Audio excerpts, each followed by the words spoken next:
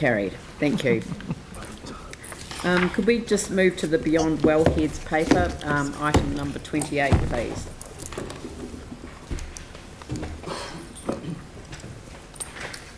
It's a supplementary agenda item.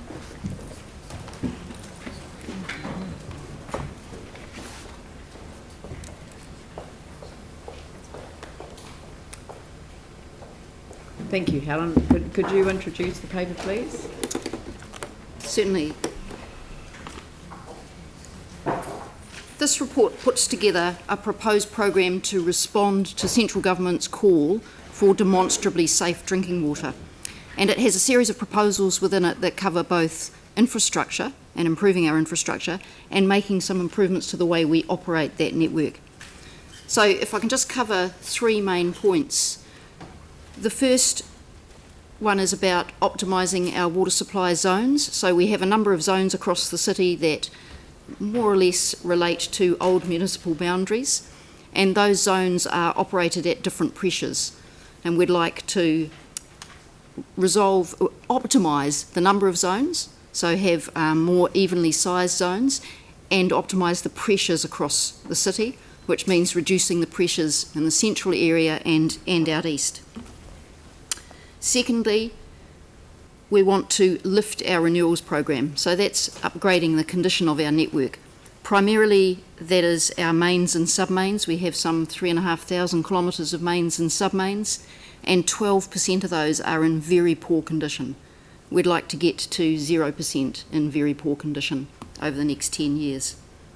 There's also a certain amount put aside to do further improvements to reservoirs and suction tanks. So we've already undertaken improvements on the top 20 reservoirs and suction tanks in terms of vulnerability to contamination, and we'd like to continue that work across the city.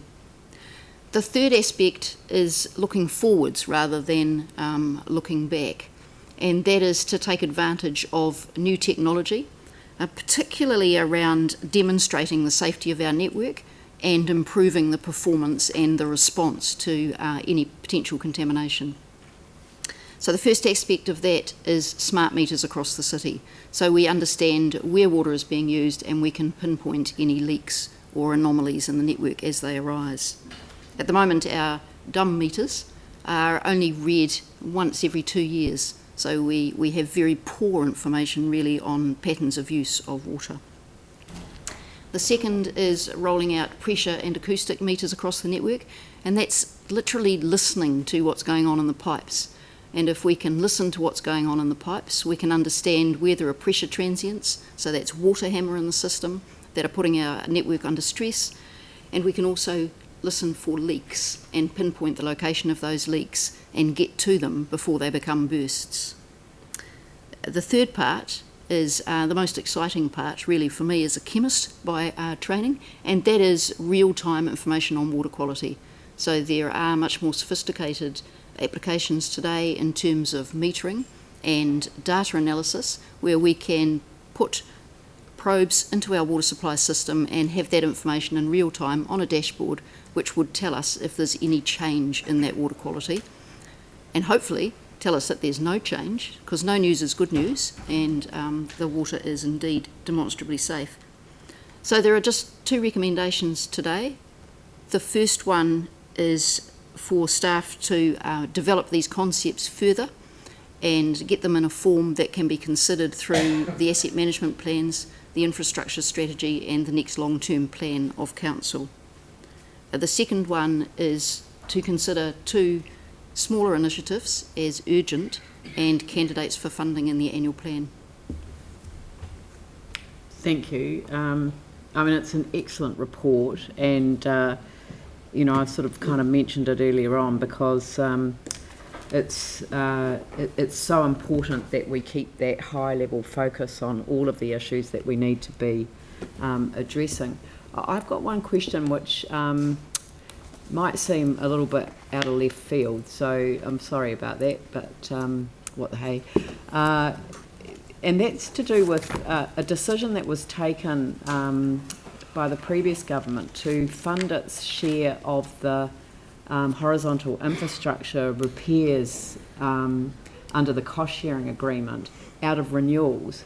And I just wonder whether, you know, I'm sort of feeling that when you compare across the different cities as to where Christchurch sits in the mix, I just wonder whether that was the right strategy to adopt, because I wonder whether, I mean, how we were sitting back, and I mean, you probably don't know the answer off the top of your head as how we were sitting back then, but I suspect that there's been a substantial reduction, and it does sit around the potentially the focus coming off renewals and the focus coming onto the repair strategies.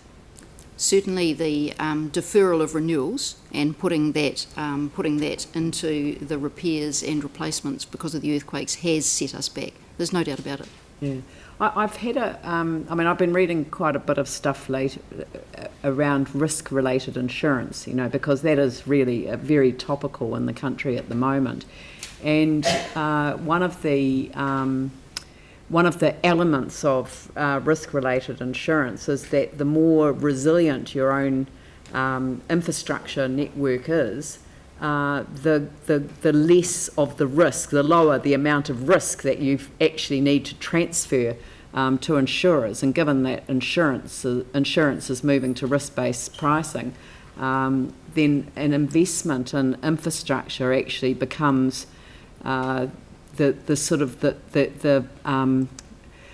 it actually becomes a sensible investment, because the trade-off is that otherwise you're actually exposed to far more financial risk should there be another disaster, or if you have to pay insurance premiums that continue to rise as they will in vulnerable areas. And I've also been looking at the comments that are coming through internationally around how easy it is for councils to take their eye off renewals because it's underground, it's out of sight, it's not, it doesn't come with a ribbon cutting ceremony, and that focusing on this is absolutely core critical to the city's future needs. Yes, that's right. And Christchurch is leading in terms of the specification of resilient infrastructure, and we've learned a lot through the earthquakes, and that is being applied now in our renewals and in new infrastructure, so servicing new areas, and that is going on. And our rezoning project will also assist enormously in terms of that resilience, because if we have a larger number of water supply zones and those are smaller, it's much, much easier to manage the risk within those smaller areas. Yeah, okay. Pauline. Yeah. Aaron. Helen just touched on my question there. So my question was going to be, what is the advantage of more water zones? And is that because you can shut them down if there was an issue in one and not have to chlorinate the entire network? Yes, exactly. So it's partly in response to an incident, but it's also in much improved management of what's happening within that zone. So we'll have much better information on what's going on in a zone. So it'll tend to be 10 or 12,000 households, rather than at the moment it ranges between 600 and 62,000. And we'll know which pump stations are operating in that zone and be able to better manage the pressures right across the zone. Right. And the smart meters, where do they sit? Are they attached to So the house? Or? So there's two lots of smart meters. So one is the acoustic and pressure meters, which will be right through the network. They're inside the pipe. They're on the pipes. Yeah. And the customer connections, so they're at each customer connection, so at the boundary. Right. So basically, which is where they are now. And will that? Does anyone have smart meters at the moment, or do we have to provide the entire city? We have a trial, so Devotional have smart meters at the moment, and some of those are brand new meters, and most of them are a smart tag on top of an existing meter, so we can do a mix of that. Oh, really? Okay. Most meters put out an electric pulse, which we can pick up, and but we've also got meters that were put in 1945, so we've got some fairly old ones as well. Thank you. Okay, I've got Aaron, Sarah, Phil and Vicky. Aaron. And well, it was a good report. I was going to be happy to move it, but I'll just quickly ask, with the smart meters, what's the difference between cities that are using them and cities that are not, as far as their water usage goes? Because I think the miscommunication in Christchurch was smart meters means the council's going to start charging us for water, whereas from the conversations I've had with you, it's about water conservation, the best use of water, and people being smart about water, not about the charging. Could you just clarify? So we already charge for water. It's just that at the moment we charge for water through rates rather than charging for water by the volume going through the meter. In towns and cities across New Zealand where they do use flow-based charging, they immediately see a levelling off of demand. So demand reduces, and then the increase in demand as those towns and cities grow is much less than it would have been with the either a uniform annual charge or a charge through your rates. So there's no doubt that flow-based charging provides an incentive to people to manage their water use. So that's the first thing.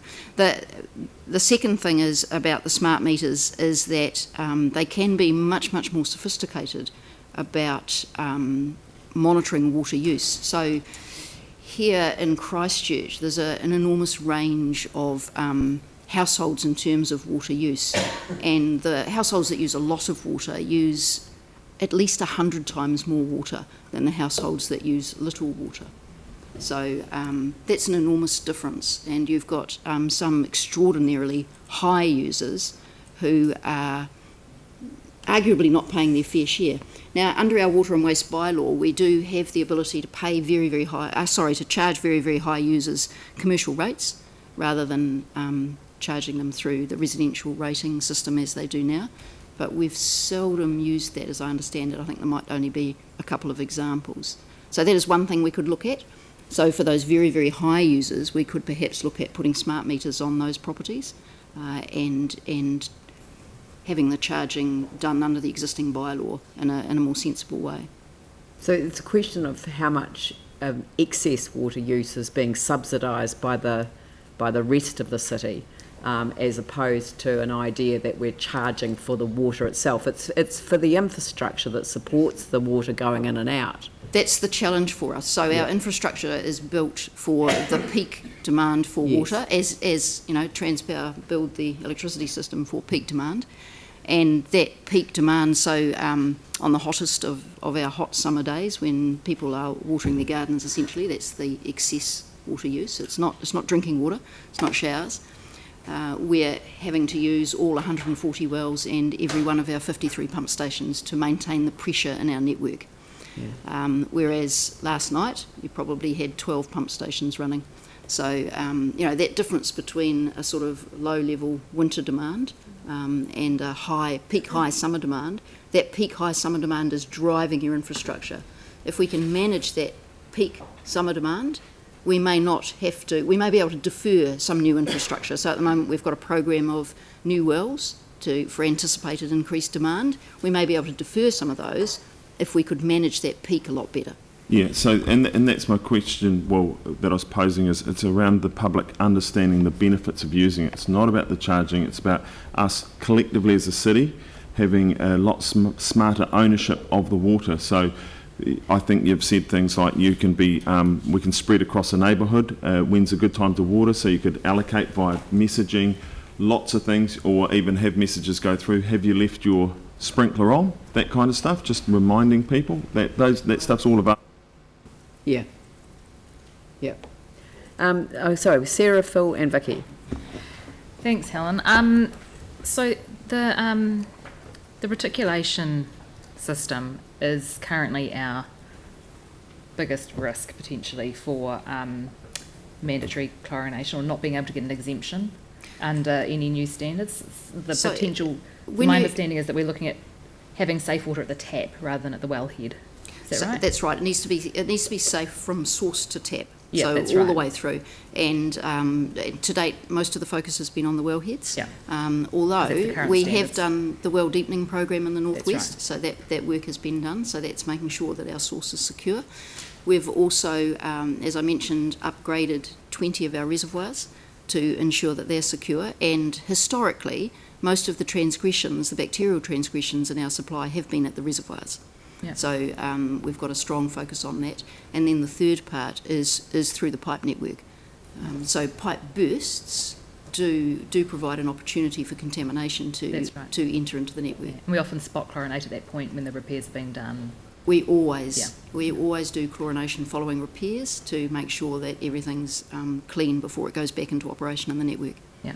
And do we have a handle on where or which pipes are the grade 5 ones? Yes. So we do. Yes. So this report asks for us to be doing planning to start doing those grade 5 pipes at a higher level in the LTP. And I'm wondering, do we have capacity as an organisation to start ramping up in the next financial year, if budget wasn't a problem? Do we have the capacity to start ramping that program up next year? So we already have a renewals program, and it's a substantial renewals program, as noted in the report. There would be some capacity to ramp that up. Yeah. It's not enormous, but yes, there is some capacity to ramp that up. So would you be able to come up with a figure for us that, not necessarily now, like if we asked for it in the resolution with the other stuff, that we could consider in the annual plan? So how much potentially additional renewal could we do in the next year to actually start making more of a difference if we chose to budget for it in the annual plan? We can certainly do that. That would be really good. Yeah, we're delivering things like panels, this work through panels and things like that. So what you're looking for is a figure that if you gave us extra money, what could we deliver? That's right. So if we were able to get a resolution up there which asked for staff to, Aaron, if you're happy with that, come back. We can bring that through to ITI without having a resolution. Well, the other ones are resolutions for water. considering funding. So I just figured that might. Yep. Now, because I'm an apology in 3 minutes for a meeting with the Minister. Oh, right, okay, yes, sorry. Oh, we'll take you Health off this that time, list. we'll have a wee drink of I water. thought I'd grab you while I could, sorry. Yeah. All right. So I've got Phil and then Vicky and then Mike. Yeah. I'm happy to move it. Thank you. I'll second it. Oh, you'll move Mike's it. moving it. Mike's moving it and Pauline seconded it. Sorry. I wanted to ask you Phil. about the section on economic sustainability, and I guess in a way that this is drawn to our attention how hugely important these water assets are at 7.5 billion. So, and the concern though that you've got around sustainability of it. So, and although our operational costs are the lowest in the country, in fact, in terms of further improvements, we're already your line is that our level of investment fallen well behind depreciation. So in a way that's concerning. So is just the figure that funding that we might put in the long-term plan, is that going to start to cut the mustard, or do we need to do more before then? So so these are concepts at this point, and they are estimates for the long-term plan. Okay, so you should take, for example, the pipe work, the mains and the sub-mains estimates as sort of plus or minus 20% in terms of what would need to be invested, because we do need to do some more work to make those more accurate for you. In terms of the sustainability, it's as the Mayor has pointed out, there has been some deferral of renewals, and so this is catching up on those deferrals, and it's also taking into account the extensive wave of renewals coming at us from development through the 50s and 60s. So there was a lot of development through the 50s and 60s, and a lot of that is going to come to us in terms of renewals all at once. So we're looking at both of those. I think you'll find also, if you look in the LTP, that it really vamps up years 7, 8, 9. And basically at the end of the day, when you do your next LTP, it also ramps up 7, 8, 9.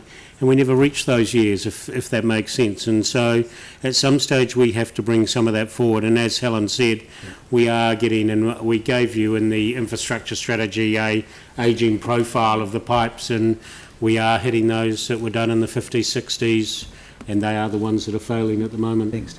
So leaving it to the end of the LTP isn't actually going to work. No, Thank you. it wouldn't. So we need to have that as a much more even spread Yep. through the long-term plan. Thank you. And the other part of it, of course, is that the smart network work, if the pressure and acoustic monitoring, will help us pinpoint what the top priority stretches of mains and sub-mains are, and we'll do those first. Thank you, Helen. Okay, I've got Vicky. Two questions, Helen. The announcement from the Minister, have you got any more detail around any closer things than around the end of June, July? No, I've checked with Department of Internal Affairs and they have confirmed around the end of June or July for the Right. Cabinet paper. So we have nothing more precise. Okay, and just looking at this spend, which, and the report is excellent, but just looking at the safety of our drinking water, it does seem like there's one thing that's been omitted here, and possibly in the government announcement that's about to happen as well, and that's the inclusion of nitrates into our drinking water aquifers. Not just here, but wherever there's been massive dairying, basically, in and around an area. And it will certainly be an issue here in relation to the Waimakariri zone. That's Was it that absolutely thing? correct, yes. And the Zipper? and we're aware of both the nitrate that's being generated now by land use practices in the catchment and the nitrate load to come, even if that's stopped overnight. So yes, there is nitrate on its way. How much that is a bit hard to evaluate because the models are not that sophisticated. But that is flagged as a key issue in our water supply strategic plan, and we will have to consider what options we have for that. In practice, at the moment, what we would do is any well that had a very high nitrate level, we would simply retire that well. And what would you do instead of that one? Well, at the moment we have a redundancy in our network, so we would simply swap it out with another well, and we have a program for new wells as well. So if, for example, beside the Waimak, where they're coming in from underneath the Waimak at a rate that's a bit terrifying, could you just actually take those wells out, or are there too many of them that would impact on an area? That's the level of detail that we don't have. So how much nitrate is coming, at what speed it's coming, and which aquifers it will affect first. All of those questions would have to be answered. So we know that the ECAN limit is about 10 times what's currently there. Is that not sort of scary enough in itself to be focusing on this one as well?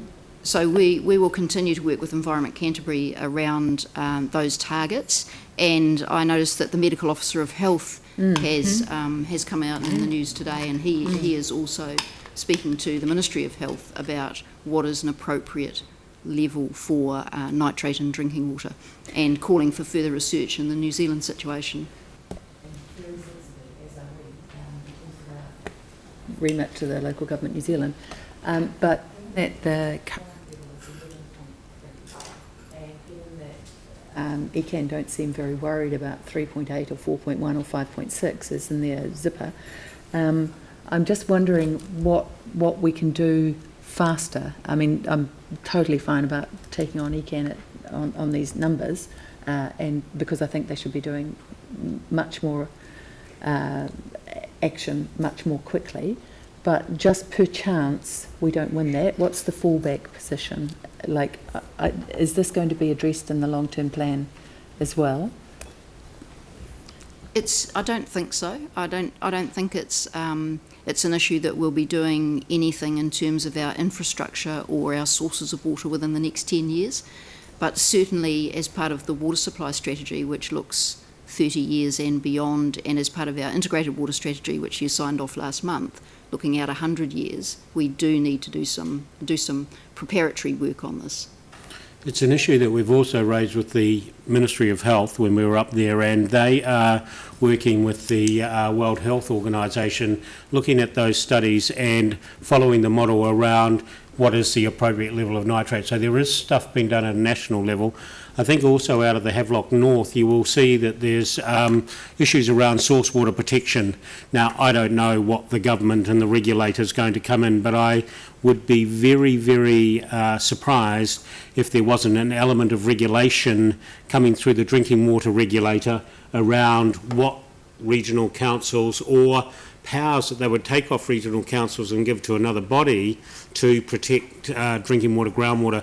So I think they've recognised, admittedly in the context of E. coli, but it will be, I think, an all-encompassing, but again, we're just second-guessing what we think will come through in this paper at the end of June, early July, and it might not be until the one or the detail that goes to Cabinet at the end of the year that we get a bit more detail maybe. My concern is that they seem to be dealing with the Havelock North inquiry and with E. coli, but actually have completely forgotten about nitrate. So, I think there's two lots of work going on, and so the Ministry of Health are looking at some of the immediate risks, if you like, although they will also look at the drinking water standards and the nitrate level. But the Ministry for the Environment are the ones who are charged with reviewing and updating the National Environmental Standard for source water protection. And that is an opportunity to do more work about the nitrate.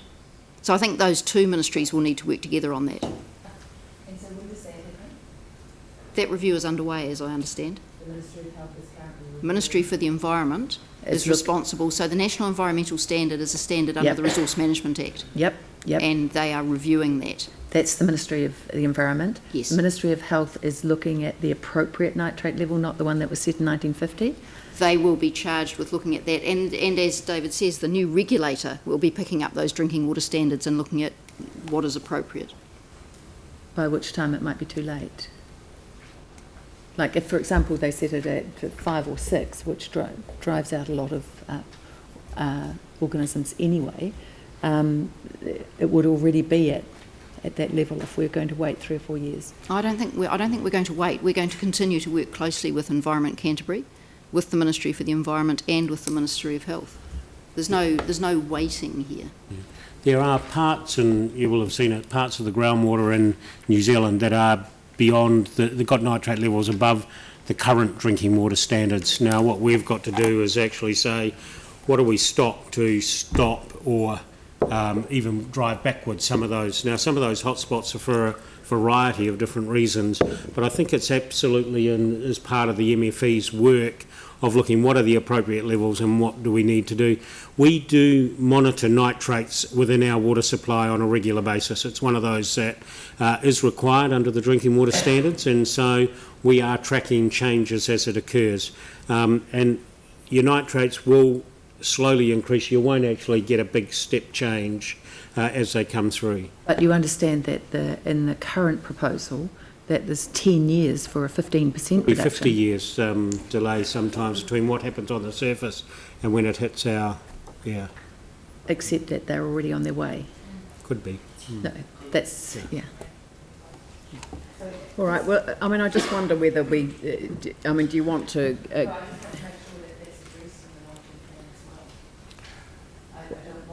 address the reticulation issue. Well, I'm a bit worried that this is raising the idea of getting staff to provide advice in the next 3 weeks, because we're deciding the annual plan on the 25th of June. Yeah, well then, but I wish that this could wait for. I just think that it would be really helpful to take the 29-20 out, because it's not fair at this stage of the process to actually put that requirement on staff as they're putting together the final draft of the annual plan to come back to council on the 25th of June. Yeah, but we could request staff to provide advice on is it the nitrate incursion issue? I mean, so if we could put nitrate incursion issue, if this is okay with the mover and seconder, nitrate incursion issue. As well as capacity and costings to increase the rate of reticulation network renewal in the 2020 and 21 years, and then for the LP, because we've got it for the LTP consideration, but it would bring it forward a year if we had the capacity. But I'd rather have that in the draft plan that goes out for consultation next year, rather than try and add something in at the last minute this year. It'll put enormous pressure on staff to come up with a report that would be sufficiently valid under the Local Government Act to enable us to shift things around, because something has to give. We have to do a trade-off. I know, but there's a whole pile of things that are being sort of brought at the last minute into the annual, plan considerations, and it's just, this seems to be much more of a... Millions of dollars. Well, yes, and some of them are millions of dollars, but this seems much more of a must-have rather than a nice-to-have. Well, we've already been told we've got substantial funding in the budget already for renewals. Yeah. We can always do better, but I just think that at this stage, to ask staff to go away and do this work, I don't think that we could even guarantee that they could produce this within the next 2 weeks. But it might be that it could come in a few months, and that then there may be a decision that we can make if we sometimes make decisions in the middle of the year. So it might be... If you want to include it in the 2021 annual plan, we would have to have it onto your table by November anyway, so that you've got that time to think about it and consider it. So that's what we're doing. The issue that you've got here is two issues. One is a capital issue around the renewal program, and while we have a reasonable sized program, again, as Helen says in the report, it doesn't match depreciation anyway, so we're going backwards. The other issue is the nitrate issue. Is going to be a lot around policy and between a whole range. It's not really going to be an infrastructural issue, at least in the short term. So we will be coming back with a whole pile of policy and strategies. So those are two slightly separate issues, and I just wonder whether we put them in two kind of separate things so that they don't get mixed up. I'm not going to come back to you with an infrastructural solution to nitrates. I just want to make sure you're clear about that at this point in time. So can we split those then? So if we request staff provide advice on capacity and costings, and then we take out the nitrate incursion and put that as a number 4, because that way it's not, So Councillor Buck, it might help if I say that while we've got the integrated water strategy, the draft has been approved for consultation, and we're going out doing that. We also have quite an advanced draft of the water supply strategic plan, and I think that is the right place to address the nitrate incursion issue. And so if I could suggest that staff address the nitrate incursion issue as part of the water supply strategic plan, because that will come through to the ITI committee. Okay, look, I'll just have to move along. So we've got, this has been moved. Right, and so I had questions as well, and I've been waiting very patiently. Oh, sorry, I didn't know. Thanks, Yanni. Right, thank you. Just two questions. One is, why is the water zone information only coming to us now at the last minute for the annual plan, given that this was raised over 8 months ago? No, the water zone information is for the long-term plan. We're not proposing that as part of the annual plan. So the pressure and acoustic sensor network is nothing to do with the water zones? That's correct. So what's it to do with then? So the pressure and acoustic network is listening to the network and determining where the pressure transients are and where the leaks are, and then following up and addressing those issues. So the pressure transients can be addressed by changing the kit at the pump stations generally, or by changing the way some of our customers are taking water off our network, depending on what the source of those transients is. And the acoustic sensors, together with the pressure transients, will tell us where leaks are, and so we can dispatch crews, get those leaks addressed before they become a major issue, such as a pipe burst. Right, okay. So the sensors need to go on first, and then we can do the zones, basically. It enables us to do the smaller water zones. we could do the two pressures independently. They're not related, don't they inform one another, but you could do one without the other. I just fail to understand why it's been so slow to get the smaller water zones acted on. One of the things that we are trying to do is to give a commitment to the drinking water assessors, the Ministry of Health, that we are looking at these broader issues. And so, unfortunately, we were hoping, Councillor Johansson, that we may have got a further along with the national program of where they were going around regulatory reform. But as you heard today, we're still awaiting something which we hope will be the end of June, early July. So what we're trying to do is put in here a way forward to showing that council's got a commitment. And admittedly, the acoustic pressure sensor systems have delivered some quite good value for us, and we believe the expansion of them will actually help us in the short term to show our commitment to trying to make a tighter network, because it will give us a higher priority, or give us a signal of where the highest priorities are within the budgets that we've got. Right, okay. The second question was in regards to 5.17, where you say that some of the network was severely affected by the 2010-2011 earthquakes. You talk about, some of the investment is due to underinvestment is due to earthquake repairs, but also that we've had an increase in leaks and interruptions. Are you able to give us an approximate figure around the earthquake damage to our water network, both in OPEX and CAPEX? And have you thought about, given the significant costs that we're looking at, talking to central government about actually part of the global settlement discussion around getting some support to fix the earthquake damaged water reticulation network? I think, again, we gave you that information in the closeout skirt report, and it showed you what we did and where we did. And admittedly, the major expenditure in that area went into wastewater rather than water, because it was a lot easier to identify the major damage and issues. However, and look, I'm sorry, I can't remember the figures, we spent quite significantly, it was hundreds of millions on the water supply.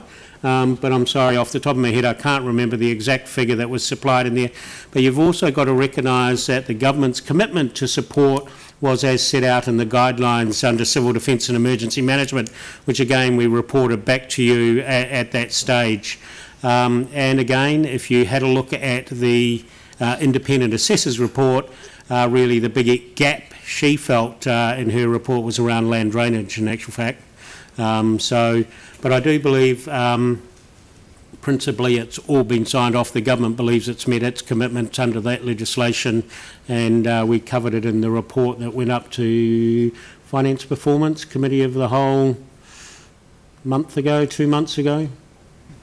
Right. And just the final question was, we're doing the integrated water strategy, and we're currently going out for consultation on that.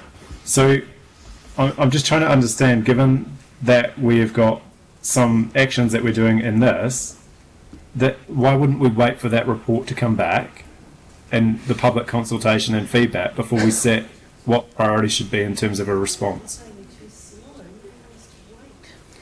So we believe we can do the two things in parallel. So this is looking at the infrastructure required to improve the security of the network, and that's mostly in response to the central government raising of the bar on community drinking water supplies. So the integrated water strategy is a lot broader than that. While it does, of course, have a focus on drinking water and notes that the purity of Christchurch's drinking water is something that is close to the heart of many in this city, that is only one part of it. So there's also a lot in there around wastewater, around surface water, around land drainage, and around floodplain management. So this work, so we need to get started now if we're going to be ready for the next long-term plan. Okay, but in terms of number one, that will be done and informed by the integrated water strategy that we're currently consulting on. There's time enough to incorporate that in. And it would be quite good to make reference to it so that the public can understand things like high water charging for excess use for example, is considered through a public consultation through that strategy? So Sorry. water charging for excess use is already council policy, and it's already codified in our water and wastewater bylaw, so that, you know, very high users already go onto a commercial charge. I think you've also agreed to, we're proceeding with the Section 17A review, and part of that is funding, so there will be a variety of different strategies discussed in there, possibly nothing recommended, but it will give the pros and cons of a whole range of different approaches. I think the last time, I'm not sure whether you got a copy of the report that was done in 2015, but certainly Council got a copy of the report in 208, but I'm not quite sure how many of you were here in 208, but again, there'll be a matrix of options and pros and cons of those options. Good. Look, thank you for that. So we'll come to the resolution. So can I put the motion? All those in favour say aye. Aye. Those opposed say no. That's carried. Thank you very much for a comprehensive report, and